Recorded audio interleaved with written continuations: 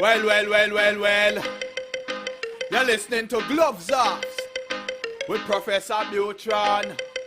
Alright then, I may say words on point, straightforward. No jibber jabber, everybody forward. Issues, facts and solution. Get it at Gloves Off with Professor Buitrón. Alright, what other thing is a revolution? Get it on point with Professor Buitrón. Gloves Off, no nonsense issues, politics, community. A better men follow reader. Gloves Off, a revolutionary show with everything that you need to know. With Professor Buitrón. Watch ya!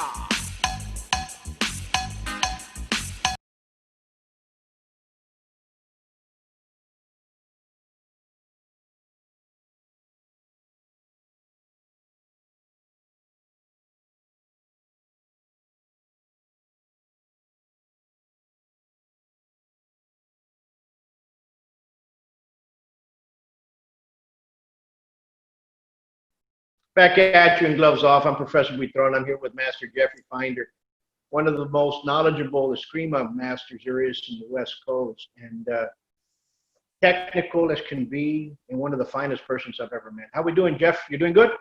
Doing okay, thanks. I was going to ask lockdown. Yeah, the lockdown. Well, you know, we're all doing with the COVID, and it's, you know, I got my COVID beard growing now. You know, my wife told me, when are you going to shave it? And I go, when all this thing's over. He goes, are you going to start playing a guitar? And I go, I'm not musically inclined, but, you know. I've been playing a lot of guitar, and your beard looks good. So we'll take it that route. Well, you know, Master Jeff, let's I'm going to ask you a question. How did you get involved with Escrima? Well, I obviously was one of those generational people that watched all the Bruce Lee movies and used to go to Chinatown and watch the movies there over in San Francisco. And Dan Inosanto's first book came out, and we all kind of gobbled that up and tried to figure things out from the pictures. And back in 1980, I worked as an extra very briefly on the Chuck Norris movie, An Eye for an Eye. And there was a kickboxer there, Carlos Olavidas from Southern California. And he was staying at my house. And then through him, I got hooked up with a guy named Bob Flores, who grew up on Negros in the Philippines. And he was a childhood friend of Leo Gahe. And he was, you know, visiting friends in Santa Cruz. And so through that association, I met him. And he gave me my first, you know, basic lesson in Escrima. Basically, I was down there visiting, and he saw I had some nunchucks. And he said, oh, throw those away. You need to get, like, you know, just a regular stick. That's the real art. And so he gave me like, you know, a lesson. And it's the only time I ever saw him, but it really stuck with me. And that was about 1981, I think, when I met him. So my friends and I, we were just playing around with sticks and being quite ignorant. And then in 1985, I'd been doing Kempo about 8 years at that point. And I was fighting in a tournament down in San Leandro, hosted by Master Max Palin. And during the lunch break, when most people left the auditorium, there was a series of demonstrations by various Escrima masters. So Ben Largus's group was out there, and it was like 30 people. They're all doing the sayas, moving in, you know, synchronicity. And I really wasn't excited about that because I knew by that point maybe 50 different forms from the martial arts I'd taken. But then the Cabalas group came out, and it was Angel Cabalas with some of his students and Anthony Davis with a couple of his guys. They all went out together, and it was a really ragtag looking bunch. They didn't have, you know, matching uniforms or anything. But it was just like, you know, 1, 2, 3, bang, and they went at it. And my eyes popped open. I said, that's what I'm looking for. And it reminded me much more of what I had learned briefly from Bob Flores several years earlier, which I was interested in the combative aspect of the art.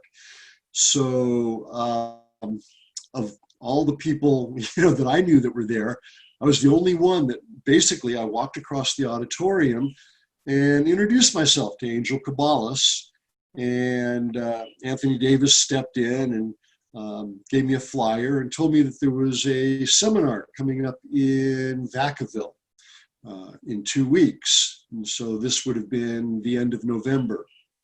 And I went to the seminar the first day and just blew my mind. Carlito Bonjoc, whom you know, was the very first person who went out on the floor to show me any of the basics. Other people I remember that were there, David Ma. I think I worked briefly with him. I don't remember who else might have been there. And at the end of the second day, when it was over, I went to Angel and I said, I don't want to just be a seminar student. I want to learn this art. I was just that excited about it. And, Anthony Davis was standing next to him, and he kind of looks at Anthony and goes, well, this is my student, Anthony, and he lives closer to you than me. So you train with him first, maybe you can train with me later.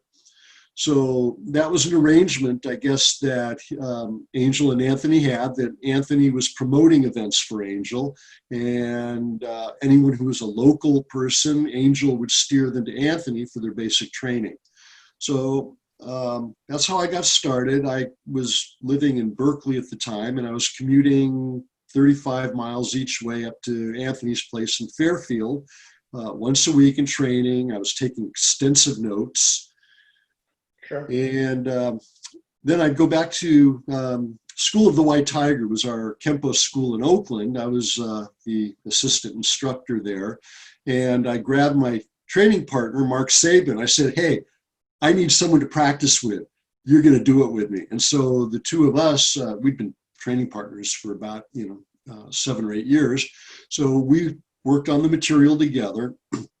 And basically, Anthony taught me up to angle number 6. And that was about a year that I spent with him. And after that, and then I realized, okay, that's all that Anthony knew at the time.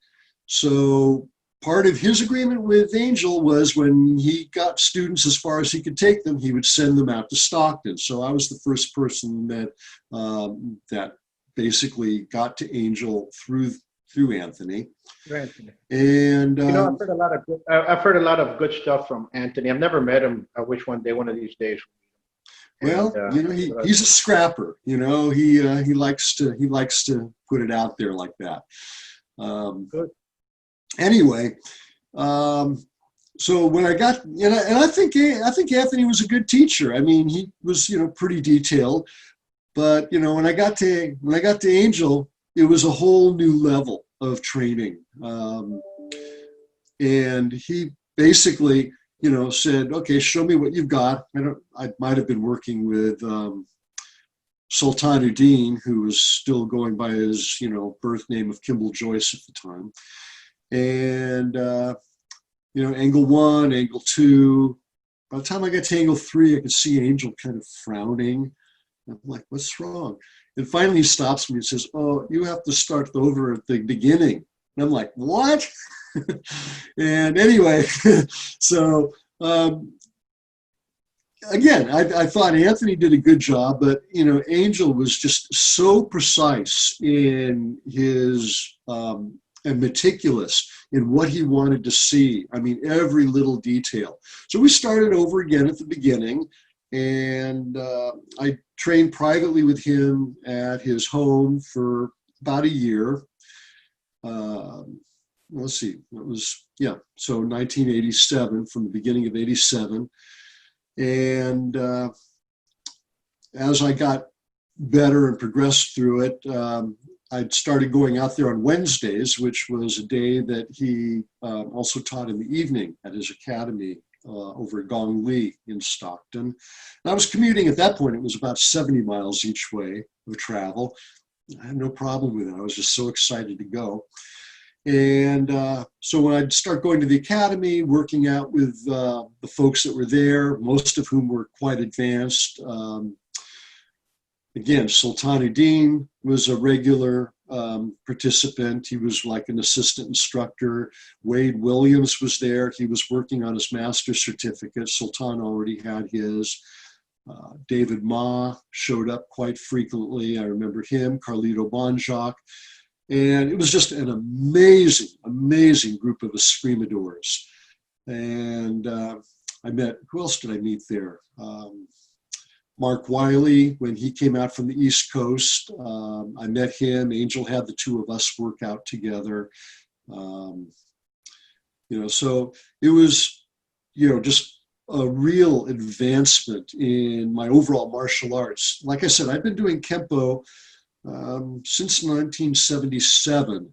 And of course, there's thousands of techniques and, variations A, B, C, D.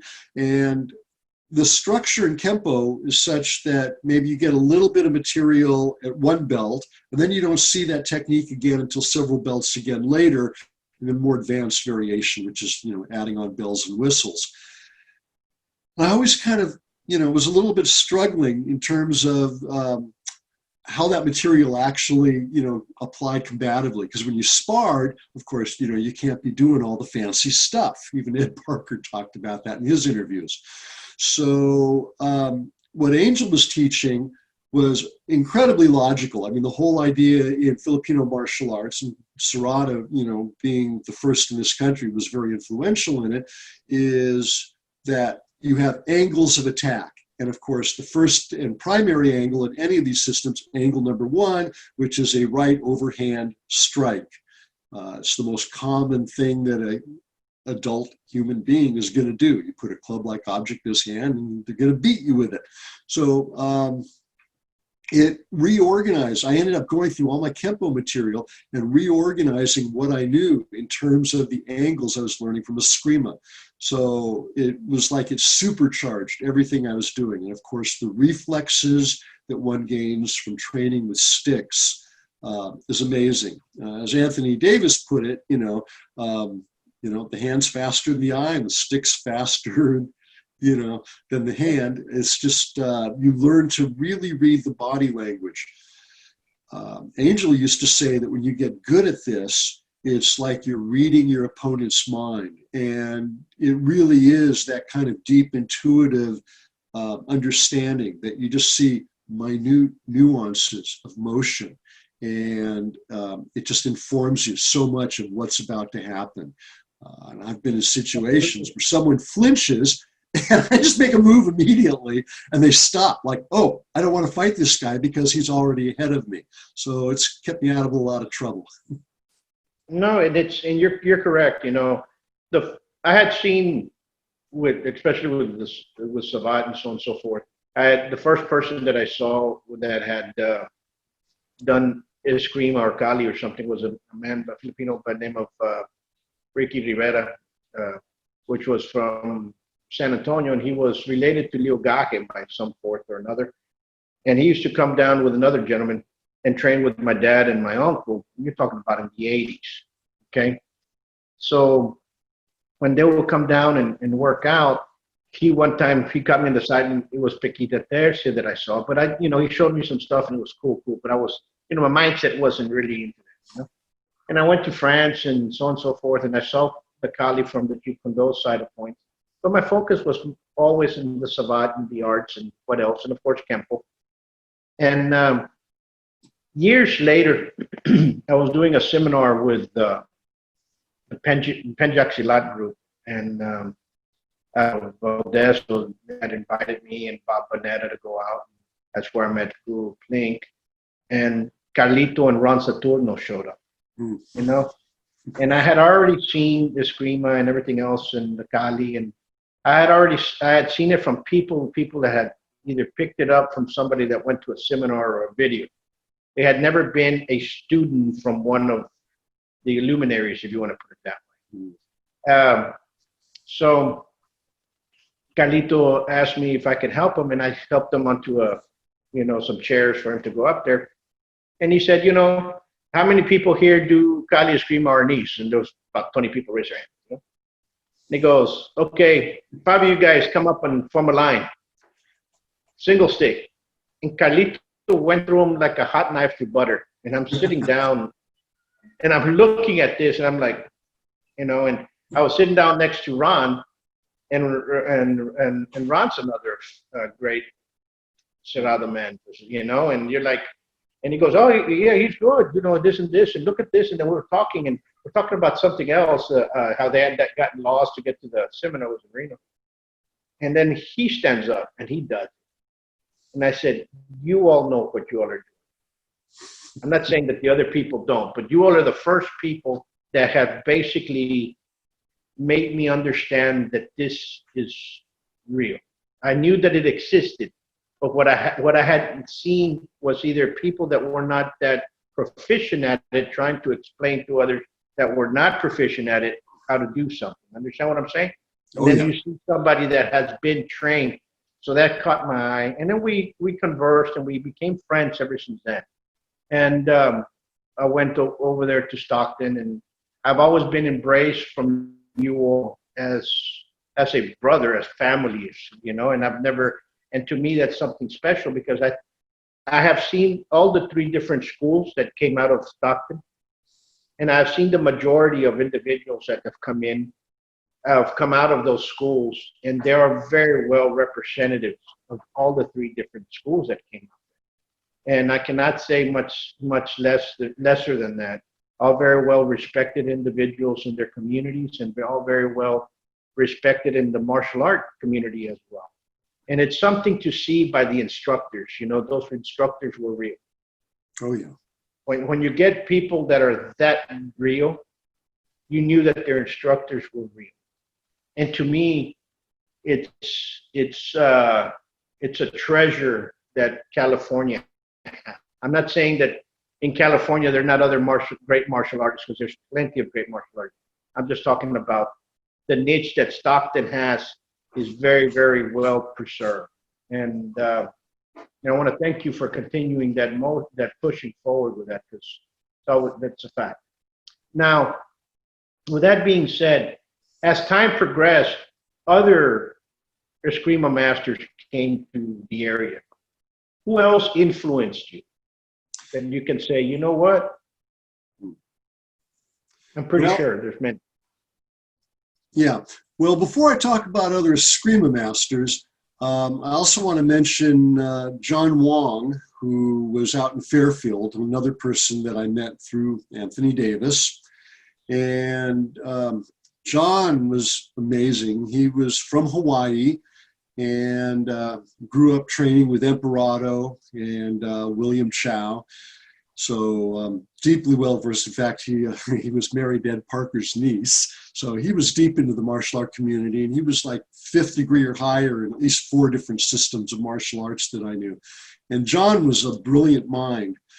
And he basically watched what I was doing in Eskrima. I was doing Tai Chi with him at that point. And he was so impressed with Serrada that he ended up asking me to train him and his wife in the art while I was taking Tai Chi with him. And so it became an exchange. And John, as an intellectual, helped me understand the growth that I was going through at that point.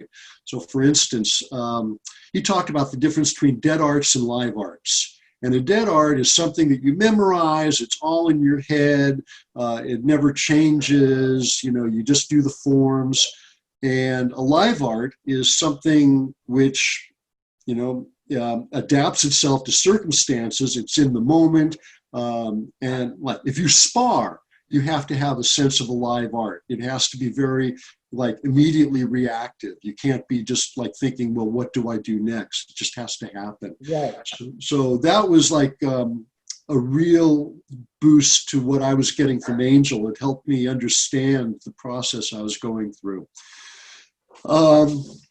Not long after I started training with Angel, let's see, Joe Oliveras ran a boxing and kung fu school down in Hayward, California. And he had a seminar with Soni Umpad. And at that point, I had a training partner, Steve Van Manen, who had since gone on and done other arts, particularly Soni's art. So we went down to the seminar to see Soni, who at the time was specializing in doblicata, double stick. And Soni was simply amazing. He was this thin, wiry guy, flexible like a yoga master. And in fact, what's his name? Jesse, Bruce Lee's original student up in Seattle, Jesse Glover, trained with Soni later on. And he said Soni was like Bruce Lee with sticks. And when they did the Bruce Lee video game, Soni's the person that they put in the suit that has all the dots and everything on it so they can do the motion capture. And anyway, I was quite impressed with Soni. I never became a formal student of his, but we became friends. Particularly, Greglin Lee was a good friend of Soni's. And Greglin was the son of James Yim Lee, who co-founded Jeet Kune Do with Bruce. In fact, when Bruce and Linda lived in Oakland, they were living at James Lee's house. And James was a welder who built all of the equipment, the training equipment for Bruce and so forth. And so, Greg is incredibly well connected in the martial arts community. And, he'd call me up and say, hey, I'm going to go see Soni. So we'd go out there and we'd maybe pick up some Filipino food and go visit Soni at his house. And Soni was interesting. I'd see techniques and we'd compare it to Serrada. And Angel used to say, well, people steal from me all the time. So I said that to Soni one day and he goes, Soni is one of the people that steals from me. I mentioned that to Soni and he goes, well, if you're going to steal from the best. And Angel wasn't mad about it because I would see the two of them standing together, at events, and they'd be speaking to each other in, the Visayan or Cebuano or Tagalog. I mean, they were all multilingual because they grew up in the Philippines. And Soni always called Angel Do, which meant uncle. So there was a lot of respect there. And so Soni, he was influenced, Belinta Walk, Serrada was part of it. A number of different arts, and he eventually created his own, the Visayan Cordo Cadena system. So in the early days, Soni was doing mostly double stick. And anyway, then I guess back around 1990, it was after I'd been to the Philippines, I'd go to visit him. At that point, he was working on his Sikaran. And so he would show me the different kicks and so forth that he was doing. And I said, well, it's similar to what we do in Kempo, but a little bit different. And so, he'd kick at me and I'd kick at him and we'd just trade back and forth. I did not have Soni's flexibility, so some of his body mechanics were simply beyond my capability. At one point, I told Soni, I said, look, I'm coming out here, and I'm not paying you for lessons. I'd like to be one of your students. And Soni goes, no, we just trade techniques, which I found rather embarrassing because he was at a level far beyond mine. But we had a lot of fun with it. And then after the Sikaran phase, Soni kind of put the doblicata behind him. He was a very innovative and creative person, always moving forward in what he was working on. He was also an amazing artist and wood carver. Anyway, he started focusing more on blade and particularly sword work. So there was a bit of a generational difference. The early students mostly were doing the double stick, and the later students didn't do much stick work at all. It was sword work. So you have Maya Soderholm, for instance, who Soni called Lady Blade. She's quite good. Soni took her to Switzerland to do seminars before he died. And I've sparred with her. And Soni's material, especially the way she learned it, was different than Angel's. Whereas in Serrada, we tend to like block and counter, kind of the classic Escrima. Soni was more of a flow, blending with the technique. So I kind of got a little bit of influence from that. Well, I shouldn't say a little bit. After Angel, Soni was probably my most important influence. And another system that it reminded me of, I don't think Soni trained in it, but he might have been influenced from his time in Hawaii, was Derobio.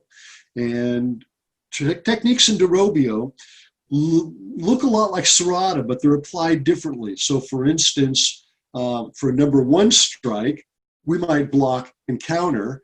And then, in Derobio, they'll use that same technique for a number two strike, so that when they do that, they're actually blending with the motion of the attack rather than blocking it. So it's sophisticated in a very different way, but it's nice to have the contrast and be able to understand, the two sides of that coin. Yeah, understood. There's a lot of great masters that have come out, teachers and gurus that come out in your all's area, and it's people need to realize how they are, and people should take advantage of it. One of the things that I've always not frowned upon once I met you all was, I was invited to a seminar, I won't mention where, but all of a sudden somebody said, "Here's a master of Serrada."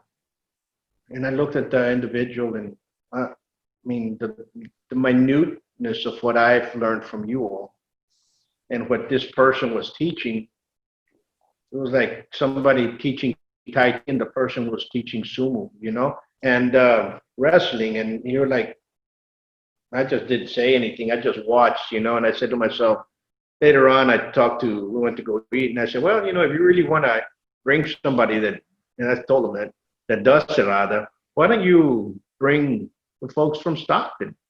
I'll give you 5, 6, 7, 8 names, easy.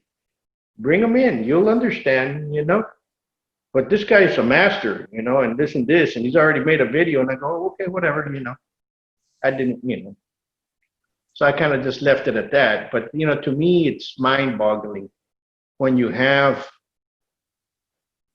great teachers with the ability that you all have, and people are going to like 7-Eleven, like I'm going to compare it, they're going to a corner store, 7-Eleven, to buy gas station sushi while they can go to a Japanese restaurant to buy sushi. You understand what I'm saying? And just like, I have a friend whose band is called Gas Station Sushi. And that's my comparison, I'm like, you want to learn from the real, the ones that are alive now. Yeah.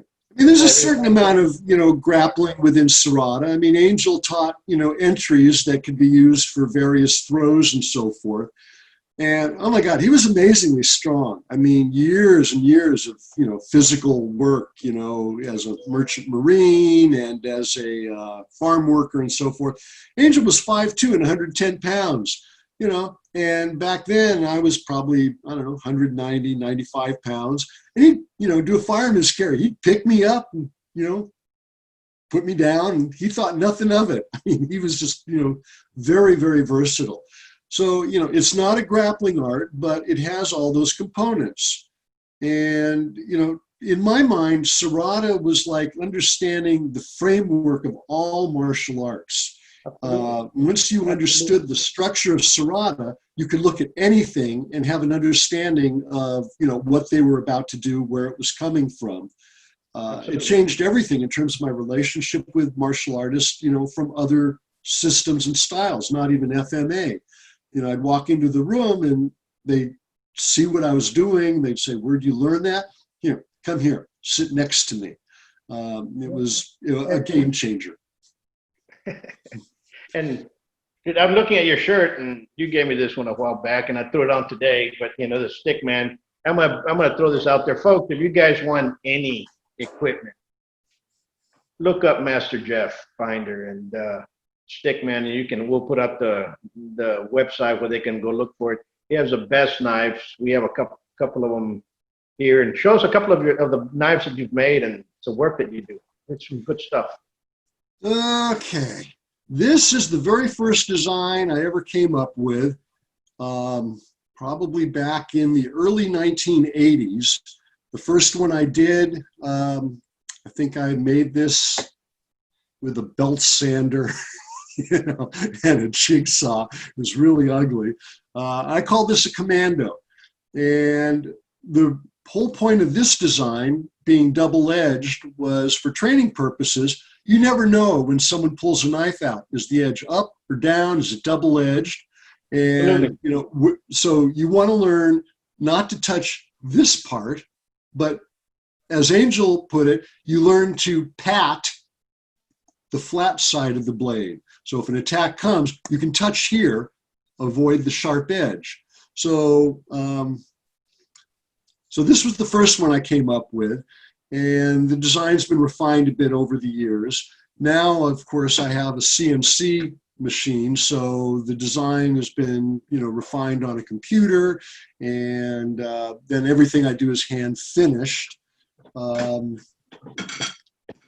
don't have many here with me because I don't live where my shop is now, so most of what's in my bag are seconds, you know, the rejects that I'm not going to sell. But this is another design. People love karambits. This one here, I've been getting different information from people. You know, now there's all these like really big, long karambits, and I think it's kind of a gimmick knife. And if I wanted a long knife, I'd want a standard blade. I mean, they're standard for a reason. They've been working for, you know, eons as regular, you know, knives. What I learned recently from people, from Indonesians, is even this is larger than what they tend to carry over there. They tend to have very small blades. I call this a tendon ripper. It's like if you're going to just, you know, you're going to parry somebody, now you have this in your hand, and suddenly you've, you know, cut their wrist. But in Indonesia, this is often considered a woman's weapon. It's well hidden, and also perhaps they use a little bit of poison. Some of the Silat people, for instance, they don't put their fingers in the hole because you can get your finger broken. Good advice. But sometimes what they would do is they would be waxed with poison in here. And as they're holding it, the poison would get onto the blade. So anyway, it was considered a woman's weapon, is what I've been told fairly recently. This was done by hand before I had the CNC. And I really like this one. It's pretty. I've never made another one. And it's actually a copy of one of the knives I bought when I was over in the Philippines in 1989. I have a particular liking for Chris's, and this is another smaller type of a knife that I have. I also do these in a clear polycarbonate, and I gave it a nickname. I call them icicles. They kind of look like that when they're hanging down, be clear. So, this is a knife. This is one of my big sellers right here. It's about 13 inches long. And this one here is called a Sam Cox. Back in 1990, I went to a knife show in San Francisco, handled, God, must have been hundreds of knives over the course of a day. Gil Hibben was there, and I just wasn't finding anything I liked. I was finally tired. At the end of the day, I'm walking out, and the last booth in the corner, I get about 5 steps past it, and I go, wait a minute, something caught my eye. And I went back, and I bought the live blade from Sam Cox, who later became a Hall of Fame knife maker. So this is based on his design. I called him up a number of years ago, and I said, Sam, I love your knife. It's the sharpest, most dangerous knife I own. I'm never going to train with it, but can I, make and sell trainers based on your design? He goes, thank you for asking. Go right ahead and do it. The interesting story about that is I went the next day after the knife show to see Cecil Carino, who ran Chris Cutlery for many, many years, importing blades from the Philippines, Balisongs, Chris's, all kinds of blades. He'd go over and visit every year and collect things. He had people making knives for him. And Cecil lives, not far from me at the time, just, maybe 5 minutes away. And when I walked into his house, I said, let me show you what I got yesterday. And I pulled the Sam Cox knife out. And before I said a word, he goes, oh my God, is that a Sam Cox? And I go, yes.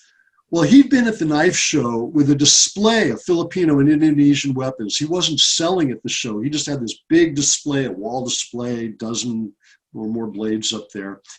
And his story was, an old man had come up to him during the show and said, all these knife makers here, none of them are worth a damn except Sam Cox, and nobody knows who he is. So Sam also had machetes at that time, and I wish I'd had the money to buy one because they were just so light and beautifully made. I mean, the knife I got from him was flawless. I went over it with a magnifying glass, and we've communicated ever since. We exchanged Christmas emails and so forth. So this is one of my best sellers. This one has a handle on it, if you can see that. And this one, I make them both in 1/4 inch blade and also thicker 1/2 inch, which is really stiff, not flexible. This one has a little bit of flex, and I can put handles on either one. When I do the handles, they're both glued and pinned.